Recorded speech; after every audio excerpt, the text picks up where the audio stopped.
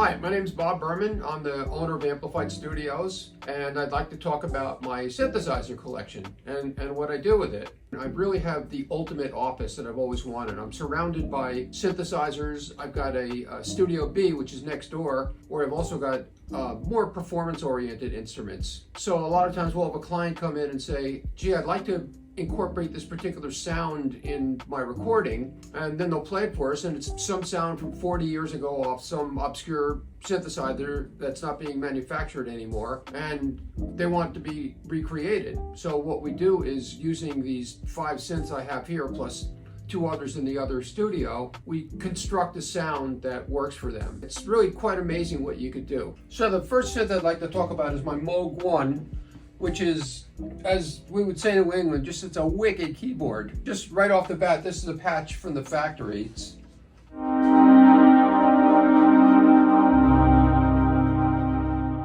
So it also is an incredible arpeggiator, which means you set up patterns for it, and it plays along these particular patterns that are programmed into the sound, but you can change them and make them your own.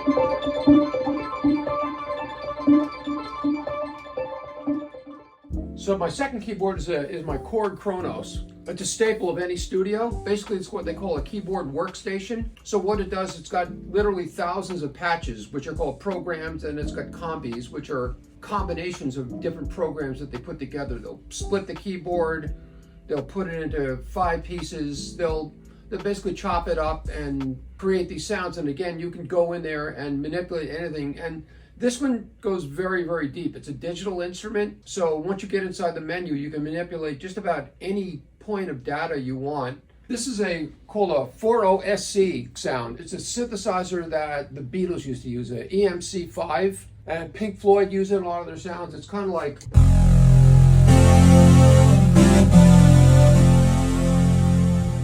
And that's just one patch. Like I said, there's thousands on here.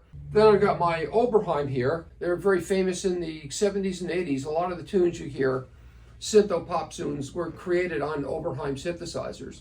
This Oberheim, it's an OBX8, is basically a synthesis of the OB8, OBSA, and the OBX. So it's a ridiculous instrument. It's got sounds all over the place. The buttons and knobs are a little bit simplified on this thing. There's not as much choice, but you can really get into the guts and make it sound like whatever you want it to sound.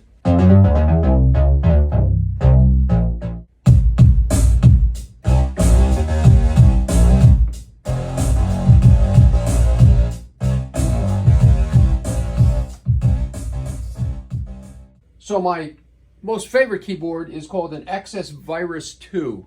And XS is a German company. They make synthesizers that specialize in special effects, arpeggios. You hear these in a lot of movies because there's about 3,500 sounds inside this thing, and you can mutate and warp any sound that's in here. Like here's one that they call Zorch HS. I don't know what Zorch is, but I just stumbled on it.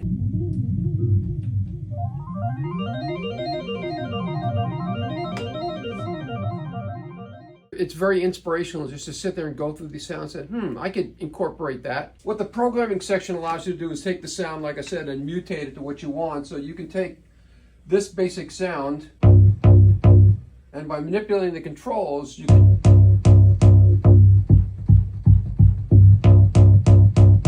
give it more edge, less edge. And last, I've got my Nord Wave 2 here.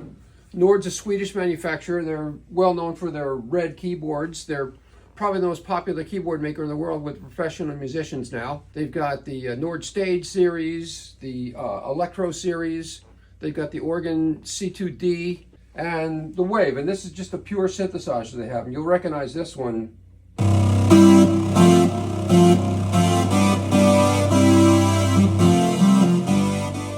So it does that, it does pure synthesis.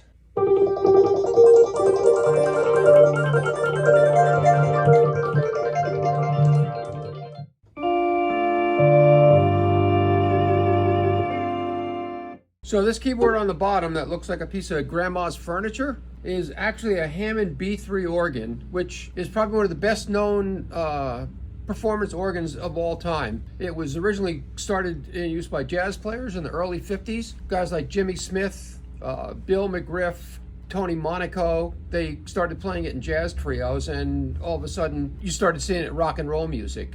So there were no more combo organs. Now people were schlepping around this thing, which weighed 400 pounds. And when I was 18, I carried around a B3 and 2 of these Leslie speakers here, just for the sound, just because it sounds so damn good. Inside the Hammond organ, there's 20,000 parts. They're all hand machined. There's no circuit boards.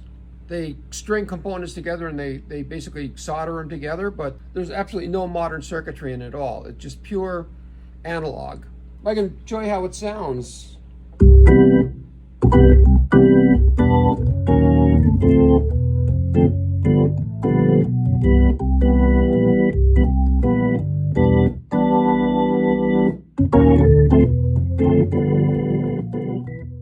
And I should mention that anybody who records at the studio has access to all the performance keyboards and all the synthesizers.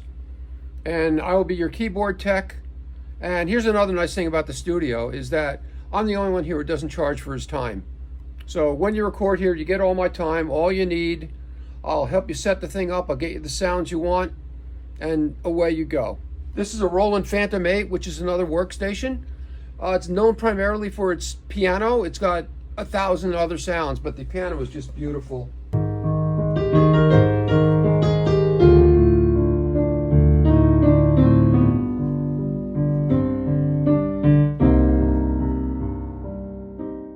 Absolutely beautiful sound. It's got hundreds of pianos in there. They're all variations of a different theme, different pianos. There's Bosendorfer pianos, there's Steinway pianos, there's Yamaha pianos. The 88 key ones all have a fully weighted key bed. So these are piano keys on here. The smaller synths tend to have plastic keys. And last but not least, I've got my Yamaha Montage. And the Montage is mainly used to fill in sounds. It's mainly as a sound maker. It's got beautiful synthesizer leads.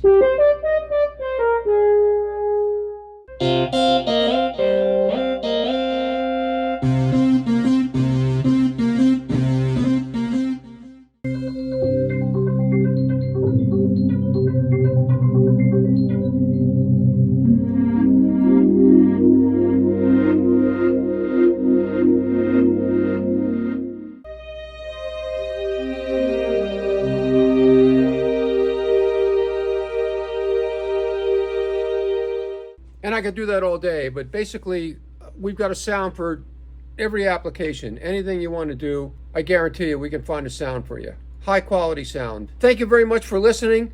It's a pleasure. I can't wait to see you here. My name is Bob Berman, and thank you.